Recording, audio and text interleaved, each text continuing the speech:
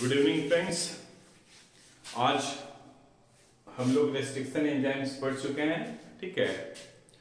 तो restriction enzymes से कम 2 questions तो आपके एग्जाम में रहता ही रहता है, और उसमें ही है जेल इलेक्ट्रोफोरेसिस हम लोगों को पढ़ना। और हम लोगों ने देखा है जेल इलेक्ट्रोफोरेसिस के बारे में, खास करके अगारोज जेल इलेक्ट्रोफोरेसिस। अगारोज जेल इलेक्ट्रोफोरेसिस से जब आप देखेंगे या जेल इलेक्ट्रोफोरेसिस से जब आप देखेंगे तो हर एक साल, हर एक ईयर एक क्वेश्चन तो पक्का रहा है। और जब आप देखेंगे 2017, तो 2017 में 3 क्वेश्चंस थे। आप देखेंगे 2017 में 1, 2 और एक ये तीन क्वेश्चंस थे। नीट 22 में भी था, 2022 में, 2021, 2020, 2019 में भी है, 2018 में नहीं है। फिर देखो आप 17 में भी है, 16 में भी आया है। तो आप जब देखेंगे तो इससे कम एक क्वेश्चन श्योर हर एक एग्जाम में रहा है, और जो हम लोगों ने पढ़ा है उससे बियॉन्ड नहीं आएगा। मेनली ये स्टेनिंग पे, जो डीएनए स्टेन है, एथिडियम ब्रोमाइड पे फोकस करता है। तो आप याद रखना, एथिडियम ब्रोमाइड जो है वो डीएनए स्टेन है। Just memorize it, ethidium bromide, ethidium bromide, ethidium bromide, ethidium bromide is staining और स्टेन ऑफ डीएनए। डीएनए का स्टेन कौन है? तो एथिडियम ब्रोमाइड। एक ही चीज याद रखना है। उसके बाद इसके प्रिंसिपल से हम लोग के एग्जाम में क्वेश्चंस आए हैं। प्रिंसिपल सिंपल क्या है?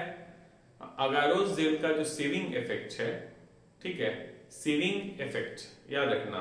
इससे अभी तक क्वेश्चन नहीं आया, सीविंग इफेक्ट वर्ड करके नहीं आया अभी तक। तो हो सकता है आपके एग्जाम में, नेक्स्ट एग्जाम में सीविंग इफेक्ट पे क्वेश्चन आ जाए। तो अगारोज जेल का जो सीविंग इफेक्ट है, उसकी वजह से साइज के आधार पे जो है आपका डीएनए का सेपरेशन होता है। बेसिस क्या है? Size of DNA fragments. और ये याद रखिएगा, size of, when we talk about size of DNA fragments, so size of DNA fragments is inversely related to distance covered by the DNA fragments on the agarose gel। ठीक है, जब move करता है, जब माइग्रेट करता है DNA fragments जब migrate करता है, तो वो साइज जो होता है उसका इनवर्सली प्रोपोर्शनल होता है। इनवर्सली प्रोपोर्शनल का मतलब क्या होगा?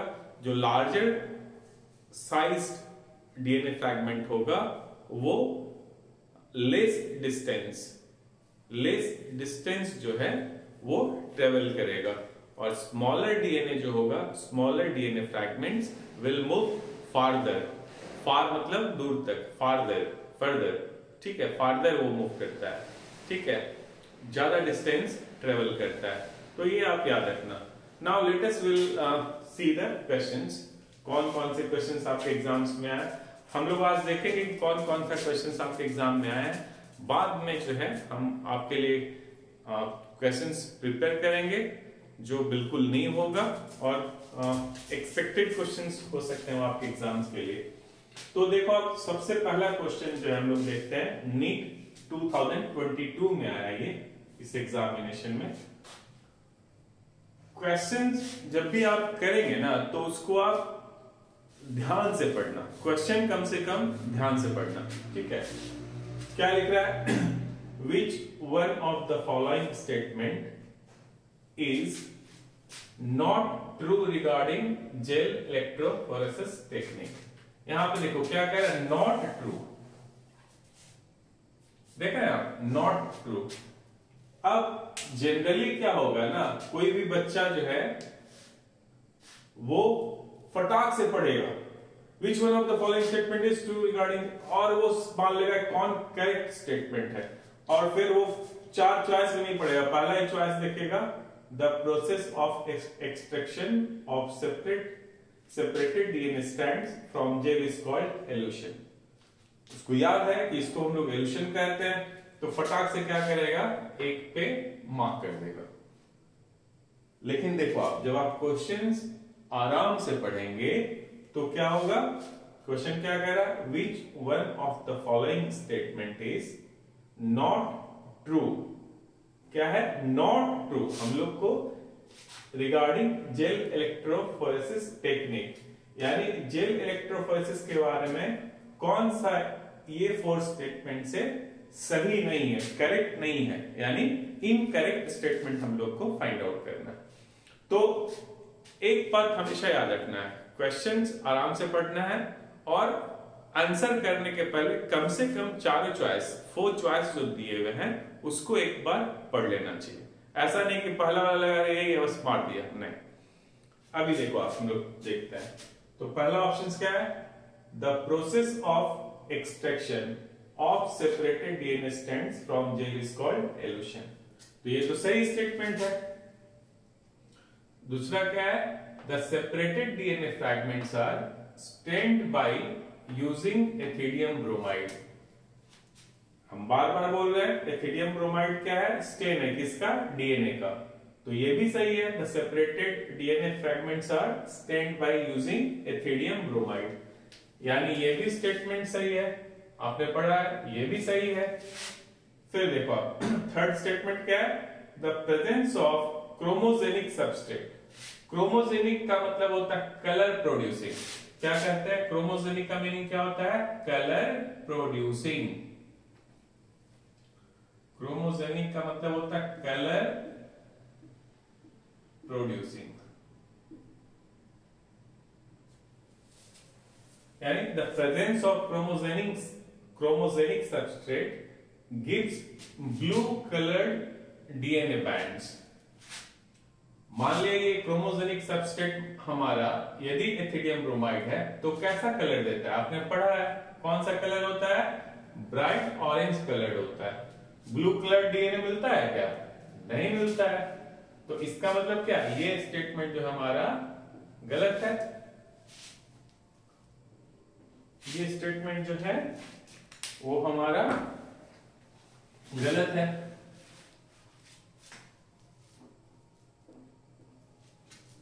फिर देखो, bright orange coloured bands of DNA can be observe in the gel when exposed to UV light. हम लोग देखें स्टेन पहले करते हैं एथिडियम ब्रोमाइड से, और जब उसको यूवी लाइट में देखते हैं तो कैसा दिखता है, वो ब्राइट ऑरेंज कलर, यानी ये सही है। मान ले यहां पे गलत भी पढ़े होते आप, ट्रू भी माने होते, यदि चारों चॉइस पढ़ते तो क्या देखते, क्या 3 सही हो रहा है, तो फिर से हम क्वेश्चन पढ़ते, है ना, तब हम लोग को मिल जाता सही क्वेश्चन।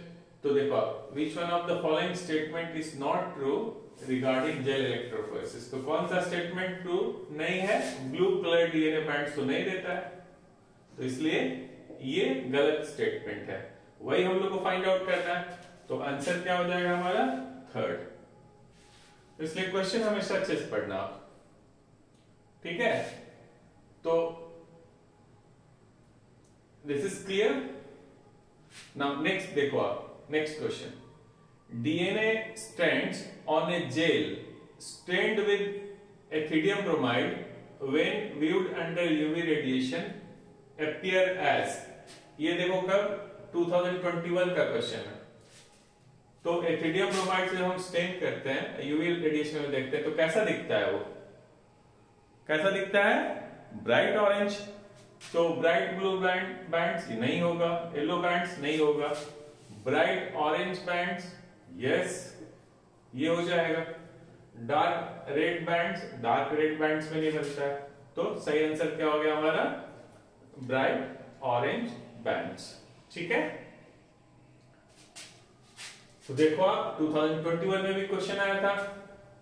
नेक्स्ट थर्ड क्वेश्चन हम लोग देखेंगे, in gel electrophoresis separated DNA fragments can be visualized with the help of। यानी जो सेपरेट होता है डीएनए बैंड्स, उसको हम लोग कैसे देखते हैं, ठीक है। तो आपको पता है कैसे, एथिडियम ब्रोमाइड से स्टेन करते हैं, फिर यूवी लाइट के अंदर में देखते हैं। तो देखो आप, पहला क्या है, एसिटोकार्माइन इन ब्राइट ब्लू लाइट, हम लोग को पता है ये नहीं है। दूसरा, एथिडियम ब्रोमाइड इन यूवी रेडिएशन, तो यस ये सही आंसर है। फिर चॉइस आगे पढ़ते हैं, एसिटोकार्माइन इन यूवी रेडिएशन। यूवी रेडिएशन तो होगा, लेकिन ये तो हम लोग यूज नहीं करते हैं एसिटोकार्माइन, हम लोग क्या यूज करते हैं, एथिडियम ब्रोमाइड, जो यहां लिखा है। डी चॉइस क्या, एथिडियम ब्रोमाइड इन इंफ्रारेड रेडिएशन। तो एथिडियम ब्रोमाइड तो स्टेन यूज करते हैं, लेकिन रेडिएशन हमारा यूवी लाइट होता है, इंफ्रारेड तो होता नहीं है, इसलिए भी गलत हो गया। तो सही आंसर कौन सा हो गया, एथिडियम ब्रोमाइड इन यूवी रेडिएशन। ये देखो नीट 2020 का क्वेश्चन है। तो लार्जली अभी तक क्या देखे, 3 साल में आपका स्टेन और रेडिएशन इस पे बेस्ड हो गया। देखो एसिटोकार्माइन जो है ना, एसिटोकार्माइन क्रोमोसोम को स्टेन करने के लिए यूज होता है। आप just for information I am saying you, ठीक है, आप सिर्फ याद रखो एक ही स्टेन एथिडियम ब्रोमाइड, नहीं तो आप कंफ्यूज हो जाएंगे। हमेशा याद रखें एथिडियम ब्रोमाइड और यूवी लाइट, ठीक है। एसिटोकार्माइन क्रोमोसोम के लिए यूज होता है, ठीक है। Now next question you see, जो आपके 2019 का नीट में आया है। Given below are 4 statements pertaining to separation of DNA fragments using gel electrophoresis, यानी 4 स्टेटमेंट दिया हुआ है, ठीक है। किसे, जेल इलेक्ट्रोफोरेसिस से रिलेटेड स्टेटमेंट 4 है। आइडेंटिफाई इनकरेक्ट स्टेटमेंट्स, क्या कह रहा है, identify incorrect statements. Incorrect statements हम लोग को फाइंड आउट करना है, जो गलत है किसके बारे में, जेल इलेक्ट्रोफोरेसिस के बारे में जो स्टेटमेंट गलत है। अब चलो आप, हम लोग पढ़े थे ना, जैसे ये हमारा अगारोस जेल है, ये वेल है, डीएनए जो है ये हमारा निगेटिव एंड है, ये पॉजिटिव है। इसको निगेटिव को क्या बोलते हैं, कैथोड, और पॉजिटिव को क्या कहते हैं, एनोड। अभी इसमें डीएनए आपने डाल दिया सैंपल, ठीक है, डीएनए। तो डीएनए पे कौन सा चार्ज होता है, डीएनए पे कौन सा चार्ज होता है, पॉजिटिव चार्ज होता है, ठीक है। तो सॉरी, डीएनए पे कौन सा चार्ज होता है, निगेटिव चार्ज होता है। क्यों, फॉस्फेट ग्रुप की वजह से उस पर निगेटिव चार्ज होता है।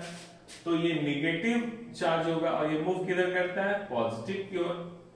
तो ठीक है, यहां पे ये वेल है, कहां पे है, निगेटिव टर्मिनल। कौन सा terminal, negative terminal, cathode terminal, ठीक है।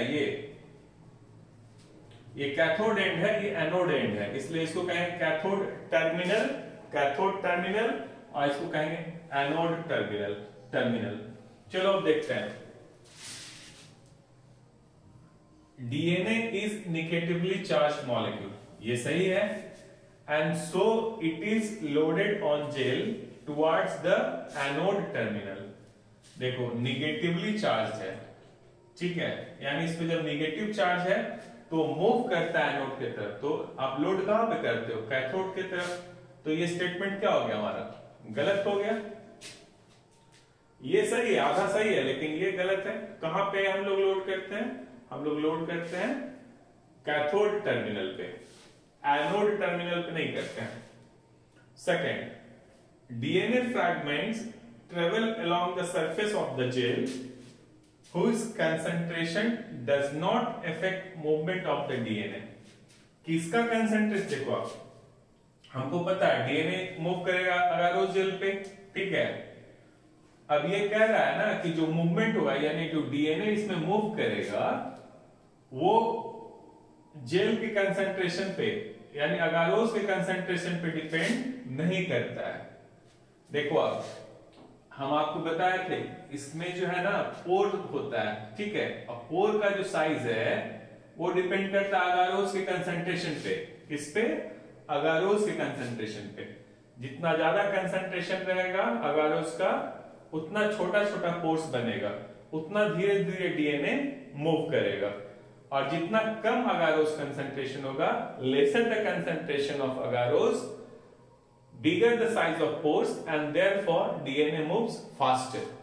Okay, so movement of DNA depends on the concentration of agarose. You remember, movement of DNA fragments depends on concentration of agarose. Higher the concentration of agarose, lesser is the speed of or movement of the DNA. ठीक है, higher the concentration of agarose, lesser is the movement of DNA. Lesser the agarose concentration, more is the movement. ठीक है, higher is the movement. तो आप याद रखिए, depend करता है। ये स्टेटमेंट क्या कर, डिपेंड नहीं करता है, लेकिन सही में क्या है, ये डिपेंड करता है। तो ये भी स्टेटमेंट गलत हो गया।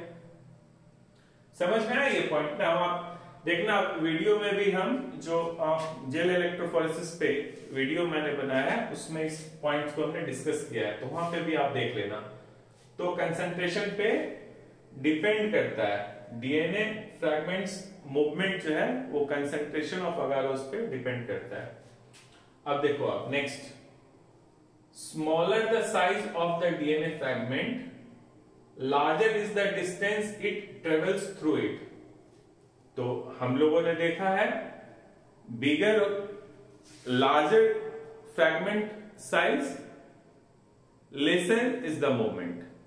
ठीक है, and smaller the size, farther it moves, और ज्यादा मूव करता है। जो मोटा होगा वो कम चलेगा, और जो पतला होगा वो ज्यादा चलेगा उसी पे।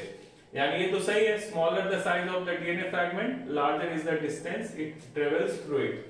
हम लोगों ने जो डायग्राम पढ़ा होगा, तो उसमें देखना ये और ये, तो ये छोटा वाला ज्यादा दूर आता है और बड़ा वाला, बिगर वाला ऊपर ही रह जाता है। यानी ज्यादा मूवमेंट किसका हुआ, छोटे वाले का।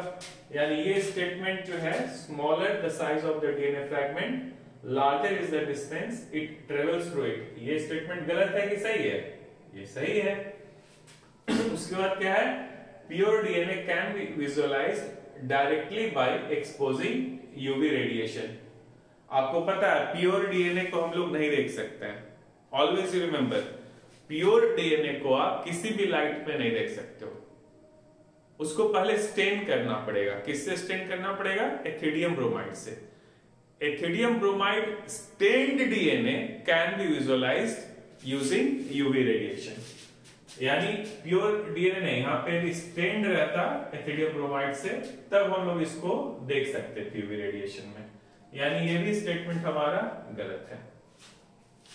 तो हम लोग को फाइंड आउट क्या करना, इनकरेक्ट स्टेटमेंट्स। अब देखो इसमें 1, देखो 3 वाला सिर्फ हमारा क्या राइट है, ये रॉन्ग है, ये रॉन्ग है, ये रॉन्ग है। तो 1 2 4 देखो आप, इसमें नहीं है। 1 2 3 नहीं है। 3 करेक्ट हमारा, इसमें भी 3 है, इसमें भी 3 है, इसमें भी 3 है, इसमें 3 नहीं है। देखो 1 2 4, तो करेक्ट आंसर क्या होगा? डी। ये हमारा सही आंसर हो जाएगा। Next you see, what is the criterion for DNA fragment movement on agarose gel during gel electrophoresis? ये आपका नीट 17 का क्वेश्चन है। तो आपको तो पता है ये movement, the smaller the fragment size the farther it moves। ठीक है, ये तो सही लग रहा है हम लोगों को, ये सही है। Positively charge fragments move to farther end. हम लोग को पता है जो डीएनए होता है वो निगेटिवली चार्ज होता है, इसलिए पॉजिटिवली चार्ज का क्वेश्चन ही नहीं एराइज होता है, इसलिए ये भी गलत हो गया। हम लोग के बाद क्या पूछ रहा है? डीएनए फ्रैगमेंट्स के मूवमेंट के बारे में पूछ रहा है। डीएनए पे हमेशा नेगेटिव चार्ज होता है, पॉजिटिव चार्ज कभी नहीं होता है, तो ये इसलिए गलत हो गया। Then negatively charge fragments do not move. Negative कोई भी चार्ज हो, पॉजिटिव हो या नेगेटिवली हो, ठीक है, यदि आप इलेक्ट्रिक फील्ड अप्लाई करेंगे तो मूव करेगा, सिर्फ न्यूट्रल मूव नहीं करेगा, पॉजिटिव चार्ज भी मूव करेगा और नेगेटिवली चार्ज भी मूव करेगा। यानी ये भी गलत हो गया, डू नॉट मूव, ये तो मूव करेगा, यानी ये भी हमारा गलत है। The larger the fragment size the farther it moves. अब देखो ये और ये में से डिसाइड करना है, हम लोग को पता है जो छोटा होगा वो ज्यादा चलेगा और जो मोटा होगा वो कम चलेगा, तो ये स्टेटमेंट भी हमारा गलत है। यानी सही आंसर क्या हो गया? A. The smaller the fragment size the farther it moves, यानी क्राइटेरिया क्या हो गया? ये हो गया। Sixth question you see the DNA fragments separated on an agarose gel can be visualised after staining with.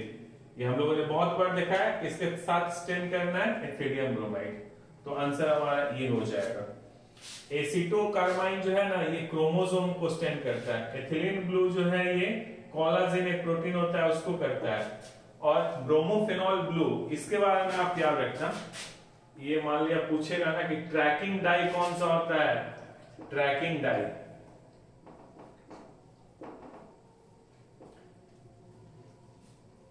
ये दोनों तो हम लोग इलेक्ट्रोफोरेसिस में यूज नहीं कर रहे हैं, ये और ये यूज करते हैं। तो ये स्टेन है, ठीक है, यहाँ पे स्टेन के बारे में पूछ रहा है फ्रैगमेंट्स को देखने के लिए, तो हमेशा याद रखना ये होगा।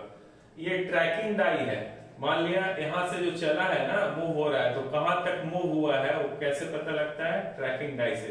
यानी जो फ्रंट ये चल रहा है, मूव हो रहा है, ठीक है, ट्रेवल कर रहा है, वो कहां तक ट्रेवल किया वो देखते हैं ब्रोमोफेनॉल ब्लू ट्रैकिंग डाई से, ठीक है, ये भी हम डिस्कस किए हुए हैं। तो सिंपल क्वेश्चन ये है, the DNA fragment separated on agarose gel can be visualised after staining with. तो सिंपल क्वेश्चन है एथिडियम ब्रोमाइड। एथिडियम ब्रोमाइड को एकदम मेमोराइज कर लो आप। Then next question is DNA fragments are. अब ये तो बहुत सिंपल क्वेश्चन है, क्या होता है? Negatively charged, neutral, either positively or negatively charged depending on their size, positively charged। तो बेटा ये एकदम घुसा लो अपने दिमाग में कि जो डीएनए होता है वो नेगेटिवली चार्ज होता है, तो आंसर क्या हो जाएगा? नेगेटिवली चार्ज्ड, ठीक है। तो ये आप स्क्रीनशॉट ले लीजिए, ठीक है, ये आपका 17 तक हुआ। अब 3 क्वेश्चन हम आपको होमवर्क के लिए दे रहे हैं और अभी लिख दे रहे हैं आप, उसका आंसर एकदम इजी क्वेश्चन है, उसका आंसर आप जो है ना वो मुझे कमेंट बॉक्स में लिख के बताना।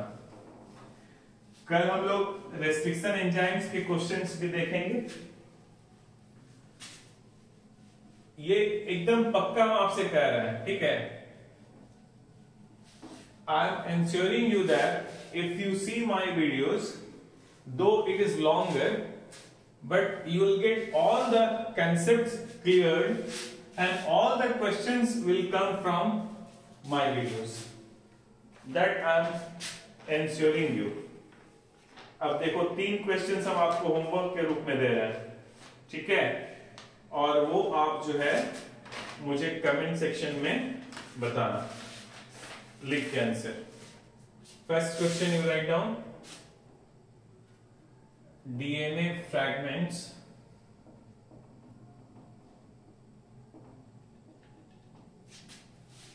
generated by the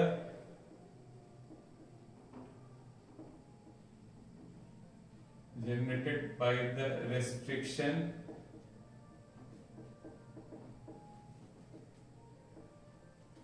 endonucleases in a chemical reaction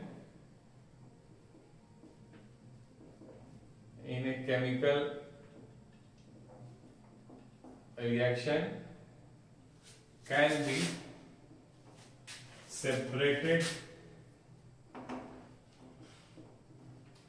be separated by choice A electrophoresis,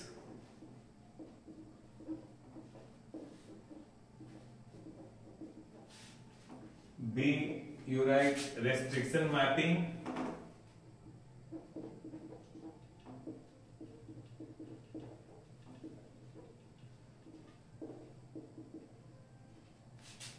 C, you write down centrifugation.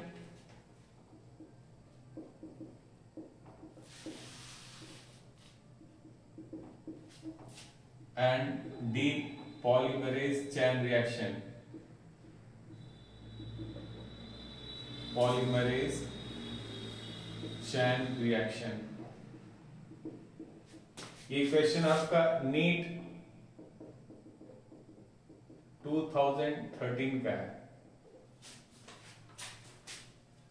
ये होमवर्क है, इसका आंसर आप कमेंट बॉक्स में बताएंगे। Second, agarose extracted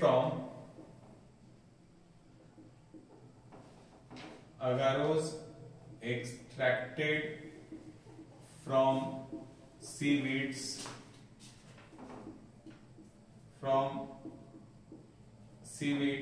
is used in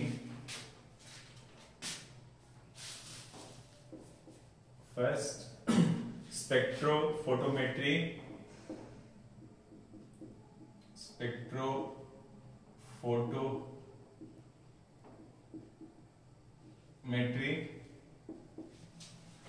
B, tissue culture,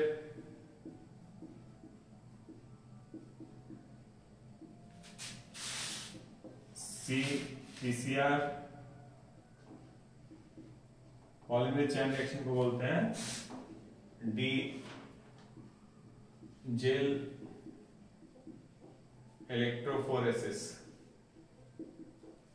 ये आपका NEET 2011 का question है। Third question is gel electrophoresis is used for. Gel electrophoresis is used for A, construction of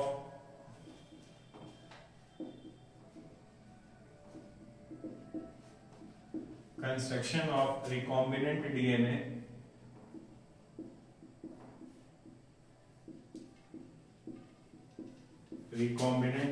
by joining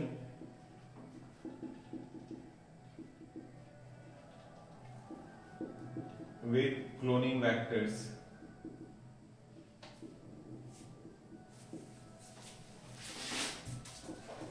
B, isolation of DNA molecules.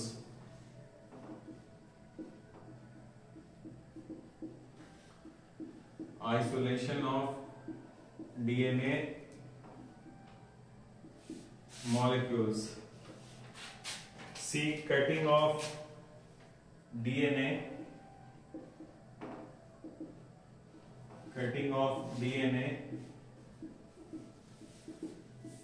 into fragments.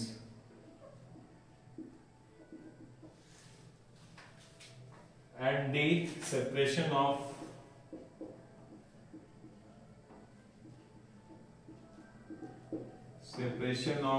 DNA